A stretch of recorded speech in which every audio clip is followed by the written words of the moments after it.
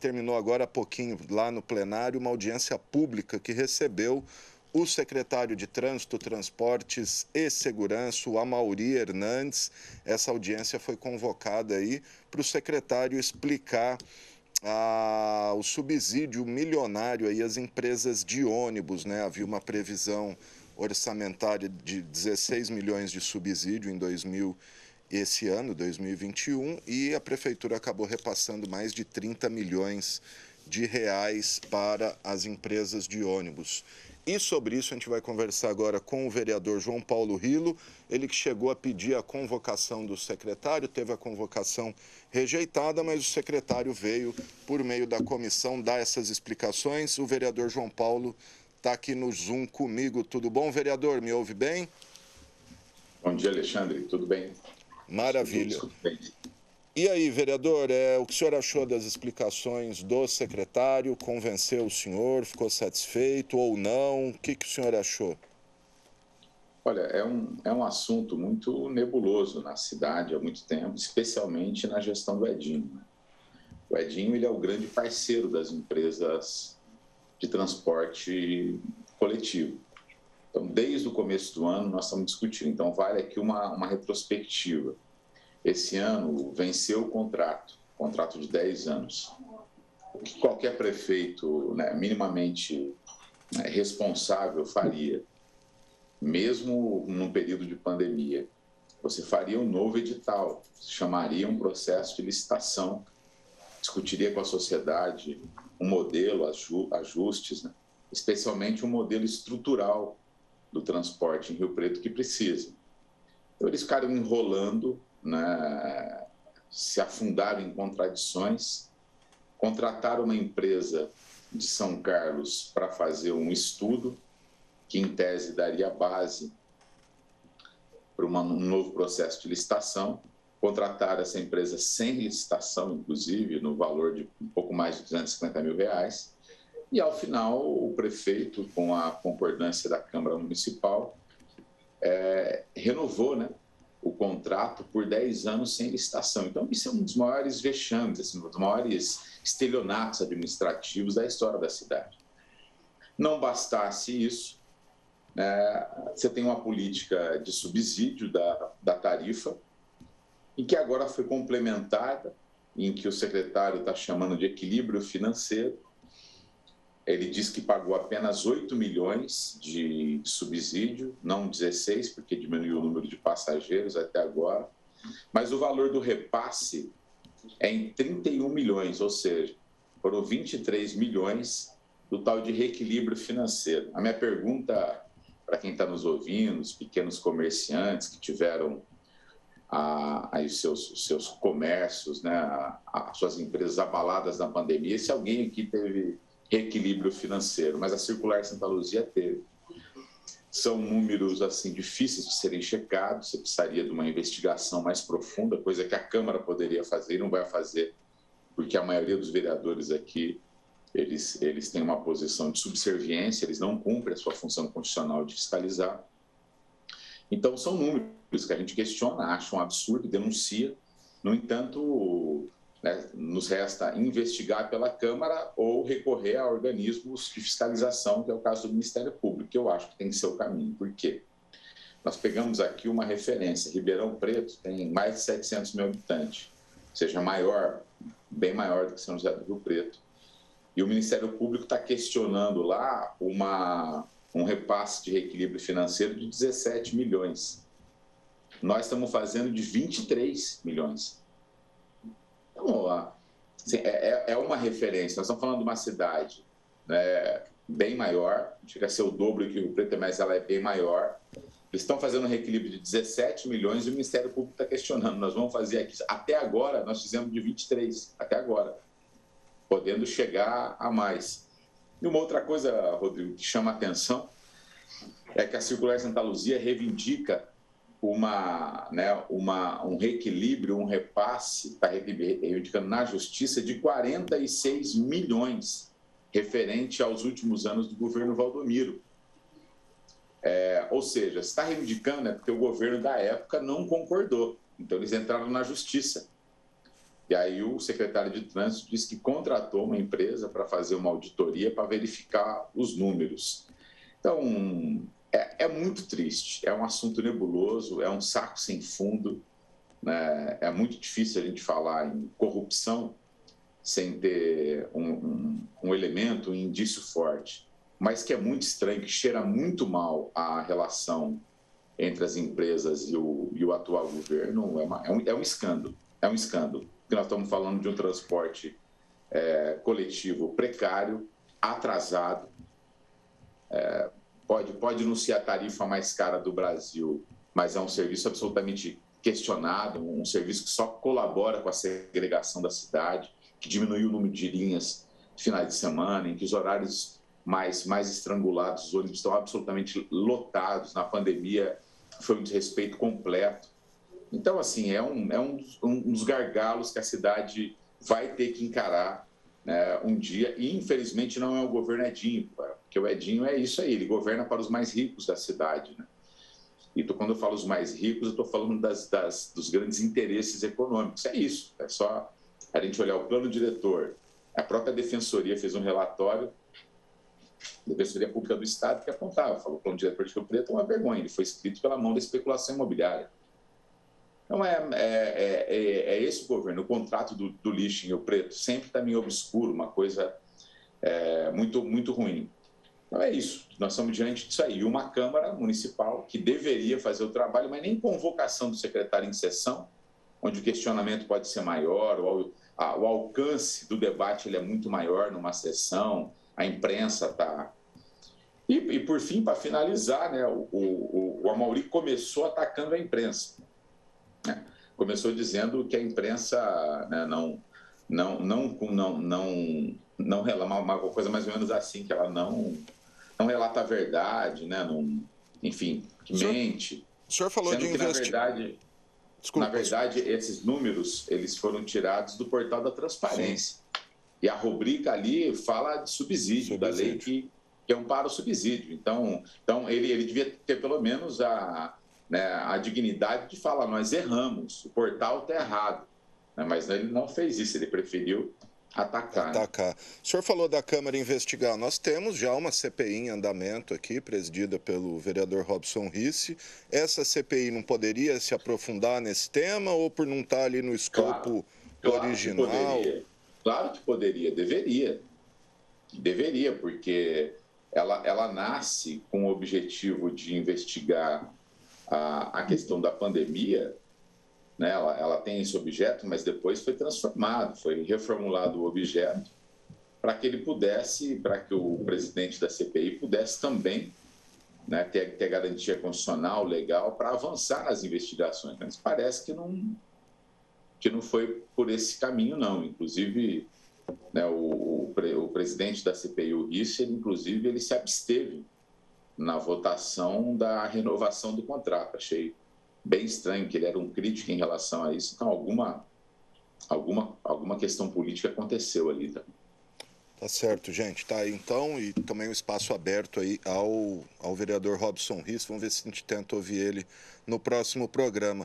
Vereador, aproveitando aí sua participação aqui com a gente, queria repercutir com o senhor o projeto que reajusta em 12% o IPTU de Rio Preto. Esse projeto chegou à Câmara semana passada. Inclusive, teremos o pedido de convocação do secretário da Fazenda analisado na sessão de amanhã. Esse pedido foi feito pelo presidente Pedro Roberto. Esse projeto ele tem uma estratégia, né, nada transparente, porque o reajuste mesmo, ele não consta do projeto, ele consta num anexo. Então vai ser muito importante. Não dá para votar esse projeto sem a presença do secretário, é o mínimo. Primeiro, fazer um debate público sobre isso. Assim, a minha leitura, Alexandre, é que o Edinho está aplicando todas as maldades nesse ano, né? Todas as maldades de governo possíveis, imagináveis, ele vai fazer esse ano. Foi assim no contrato do lixo, foi assim na renovação do contrato da circular, foi assim no financiamento de 300 milhões, vai ser assim no reajuste de IPTU, vai ser assim no reajuste de água. É isso, é um governo populista no pior sentido que se pode pensar assim, né? Não é um governo popular, no máximo um populismo barato, na verdade é um governo de interesses econômicos. O Edinho é um preposto dos piores interesses econômicos da cidade, é assim que ele se comporta.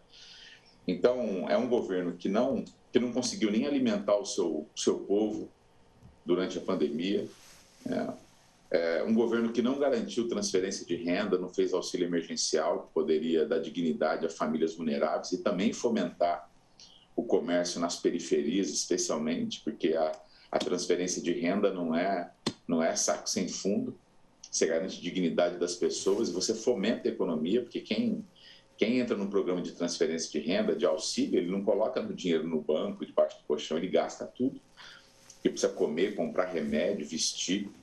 Então, é uma cidade sem fomento econômico, que não olha para ninguém, repito, né?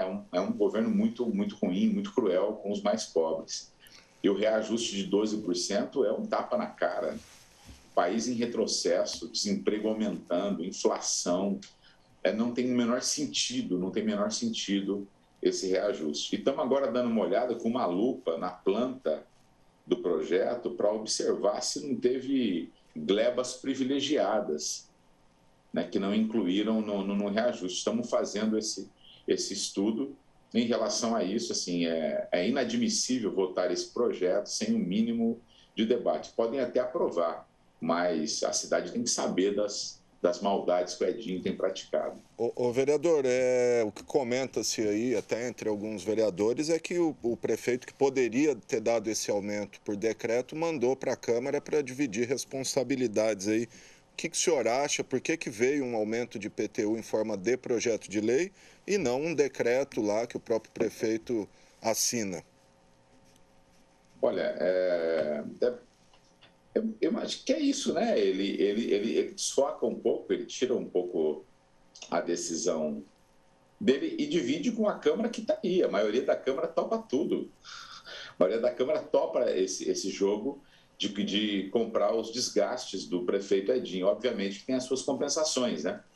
Então, é uma cidade administrada com método de 100 anos atrás. É um coronelismo sem fim, né? De currais eleitoral, assim, de manter base. Então, o vereador aqui, ele é cúmplice das maldades do prefeito contra o povo, e depois ele acaba se reelegendo porque o governo atende ele, né? Então, é um jogo muito ensaiado. O governo atende às suas demandas individuais para manter o seu mandato, o seu curral eleitoral. Vale lembrar que, se somar todos os votos aqui de todos os vereadores, dá no máximo 20% do eleitorado da cidade, né? Então, não fala assim, mas quando ele atende o vereador, ele está atendendo a cidade. Não. Atendimento individual do vereador não é atender a cidade. O recorte é outro. Aqui é uma relação fisiológica. E o preço para que uma pequena parte dos representantes sejam atendidos via vereador, o preço é muito alto. O preço que é um atraso na cidade toda, é um sofrimento da maioria da população em detrimento de uma minoria privilegiada que dá sustentação ao governo Edinho e uma minoria que está ligada à base eleitoral dos vereadores. É um jeito provinciano, completamente atrasado de fazer política. Ok, gente, estou conversando com o vereador João Paulo Rilo sobre temas que estão em discussão aqui na Câmara Municipal. Vereador, mudar um pouquinho de assunto, a Justiça determinou aí a condução coercitiva do empresário Cidenir Martins, investigado na CPI das terceirizadas, presidida pelo senhor. Quando vai ser essa oitiva dele? Como vai ser esse procedimento? E relembra para a gente o que esse empresário... Por que ele é investigado pela CPI? Olha, o Cidenir, ele representa a CMS. Não é SMS. SMS. Uma empresa terceirizada, uma das que mais apresentam problemas aqui de ordem trabalhista, de calote no trabalhador, de assédio moral, e também da prestação de serviço, porque o Cidenir estava fugindo da segunda convocação da CPI, porque vamos lembrar, ele foi convocado e compareceu, pediu ali no começo uma troca de dia ou outro. Bem, a CPI nossa ela é flexível em relação a isso. Ele veio, fizemos os questionamentos, ele foi argumentando, né? E o foco, a síntese era: por que você está dando calote? Por que você não está conseguindo pagar os trabalhadores? Ele argumentou que teve um desequilíbrio financeiro. Aí nós falamos: apresente uma planilha. Ele falou: em 15 dias eu apresento. Obviamente que ele não apresentou nada que convencesse. Uma outra questão, Alexandre, é sobre um trabalho de guia que ele fazia, que teve a denúncia de que ele não colocou o material todo que constava na licitação, nas condições do serviço. Aí perguntamos para ele falou que constava ligado a ferro, a parte de ferragem do trabalho. Aí pedimos se era possível ele apresentar uma nota fiscal. Ele apresentou um recibo aqui de uma empresa que nem está mais operando. E outras denúncias foram surgindo em demandas trabalhistas em relação a ele, além também de outras denúncias que nem vou revelar agora, para não alertar, porque vai ser no dia, em relação ao comportamento dele, um comportamento absolutamente selvagem, comportamento de desrespeito total. E ele marcou, nós fizemos a convocação, aprovamos a convocação, ele pediu para mudar a data, nós mudamos a data e ele não compareceu. Inclusive, esse foi um argumento forte para a posição do Ministério Público, concordar com o nosso pedido e para a decisão, né, da juíza que concordou. Porque eles perceberam que não tinha abuso de autoridade nenhum, pelo contrário, tinha uma flexibilidade, negociamos dia para comparecer. O que está acontecendo é que ele está fugindo. E agora ele não tem mais como fugir, né? Porque ele está condicionado a uma decisão judicial. Se ele não comparecer, ele pode ser preso. Pode ser levado de maneira coercitiva ou ser preso. Isso foi uma decisão importante, uma decisão técnica, jurídica, mas que do ponto de vista político mostra o papel que a Câmara pode ter. Sim. Se a Câmara quiser, ela pode ser muito respeitada. Então, isso serve para esses vereadores aí que não entendem o papel que tem, que ficam pensando na próxima reeleição ou tem um papel de subserviência, de hipocrisia sem fim aqui na Câmara. Então, um exemplo, foi muito importante essa decisão. É uma decisão jurídica, técnica, mas que reforça o papel político da Câmara. A Justiça concordou com o trabalho de investigação que nós estamos fazendo. Então, vai ser muito importante. E ficou para que dia agora? Segunda-feira, a próxima segunda-feira, acho que é 9 ou 10 horas. Depois a gente confira o horário certinho e é bom a gente divulgar. Imagino que vai ser uma das sessões da CPI com maior audiência. Sem dúvida. Porque são dezenas de trabalhadores muito interessados no depoimento do Sidenir. Lembrando que todos os depoimentos aí da CPI têm transmissão ao vivo aqui pela TV Câmara e também pelas redes sociais do Legislativo. O senhor já tem uma previsão de entrega desse relatório? Sai esse ano? Parece que o prazo é fevereiro de 22, né? É fevereiro. O ideal é ter mais tempo, porque a demanda foi muito maior do que o que o provocou a CPI, né? Ela nasce com fatos determinados, com objeto baseado em fatos determinados, mas muitos fatos. O que eu disse em várias sessões, Alexandre, essa CPI ela teria que ser permanente. Inclusive, estamos estudando a possibilidade da criação de uma comissão permanente especificamente sobre terceirização, sobre as terceirizadas. Por quê? Nós estamos falando de aproximadamente 6 mil trabalhadoras e trabalhadores terceirizados. É um número muito alto, é praticamente paritário com o número de servidores ativos, né, concursados da prefeitura. Então, essa tendência de terceirização, ela precisa ser acompanhada. Eu sou um defensor de uma empresa pública que possa fazer a contratação, né, da maioria dos segmentos que demandam esse tipo de serviço. Porque você zera o risco de calote, você não permite uma selvageria contra trabalhadoras e trabalhadores, você melhora a qualidade do serviço e ainda economiza, porque os contratos eles ficam mais baratos, não tem atravessador. Então, é necessário pensar uma outra forma, porque nós estamos falando de 6 mil pessoas que prestam serviço para o município, que são tratados como, né, muitos deles é semi-escravidão. Foi o caso de um depoimento. O rapaz, ele foi forçado pela empresa do Sidenir a pedir demissão, ele não concordou, ele chegava no dia lá, trancavam ele numa sala, deixava ele lá, não falava com ele, é um assédio moral violento, forçando ele a pedir. Então, essas coisas se repetem. Uma das empresas aqui, uma empresa estruturada da cidade, de uma hora para outra, eles mudaram, deixou de pagar o ticket no valor de R$17 e começou a enviar uma marmita que não valia R$6. É uma comida absolutamente questionável e tal. A CPI, ao convocá-la, ele mudou de posição imediatamente. Tal. Então, olha que importante o papel da CPI. E ia ter uma mudança de horário. Os trabalhadores fazem vigia em escola, em prédios públicos. Uma das empresas ia mudar a estrutura de trabalho e horário de uma hora para outra, de maneira unilateral também. Né? Ele trabalhava 12 por 36 e ia começar a trabalhar 6 horas por dia. Isso bagunça todo. Muitos deles têm outro serviço informal, faz um bico, tem outro trabalho, ou estão organizados na rotina da família, de levar o filho na escola e tal. Ia bagunçar com a vida de 180 famílias aí. A CPI convocou, eles voltaram atrás. Então, assim... Tem apresentado um resultado aí dia a dia, né, na prática. Dia a dia. Então, olha que como a Câmara pode ser útil em vários segmentos, se ela quiser. Isso não tem nada a ver com ser de oposição ou governo. Você pode ser do governo, mas atuar também com independência em defesa da cidade. Você pode ser base do governo, você pode ter uma simpatia, você pode ser um aliado do prefeito e ter independência, ter uma postura digna mesmo assim. Você não precisa ser de oposição para fazer um bom trabalho para a cidade.